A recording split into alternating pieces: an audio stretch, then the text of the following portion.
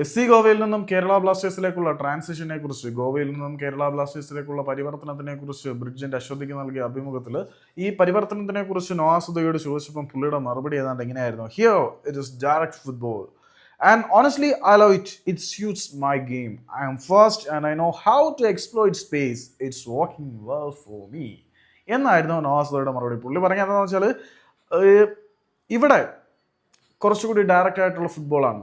Honestly I love it. തുറന്നു പറയുകയാണെങ്കിൽ ഞാനത് വളരെയധികം ഇഷ്ടപ്പെടുന്നുണ്ട്.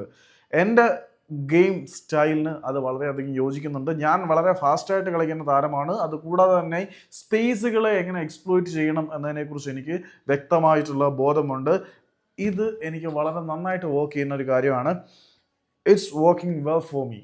അപ്പം കേരള ബ്ലാസ്റ്റേഴ്സിലെ സ്ഥിതിഗതികളൊക്കെ എനിക്ക് സ്യൂട്ട് ആവുന്നതാണ്. കുറച്ചുകൂടി ഡയറക്റ്റ് ഫുട്ബോളാണ് ഇവിടെ കളിക്കുന്നത്. എന്നെ പോലെ സ്പീഡി ആയിട്ടുള്ള ഒരു പ്ലെയറിന് സ്പേസുകൾ നല്ല രീതിയിൽ കൺസ്യൂം ചെയ്ത് യൂട്ടിലൈസ് ചെയ്യാൻ പറ്റുന്ന തരത്തിലുള്ളൊരു സ്റ്റൈൽ ഓഫ് പ്ലേ ആണ് ഇവിടെ ഉള്ളത്. സോ എഫ് സി ഗോവയിലുള്ളതിനേക്കാൾ കുറച്ചുകൂടി നന്നായിട്ട് പെർഫോം ചെയ്യാൻ എനിക്ക് ഇവിടെ പറ്റും എന്ന് തുറന്നു പറയുകയാണ് നോവാസുദ. സോ ഗോവയിൽ കണ്ടതിനേക്കാൾ കുറച്ചുകൂടി ഫിറോഷ്യസ് ആയിട്ടുള്ള, കുറച്ചുകൂടി ഭയാനകാരിയായിട്ടുള്ള നോവാസുദയെ നമുക്ക് കാണാം.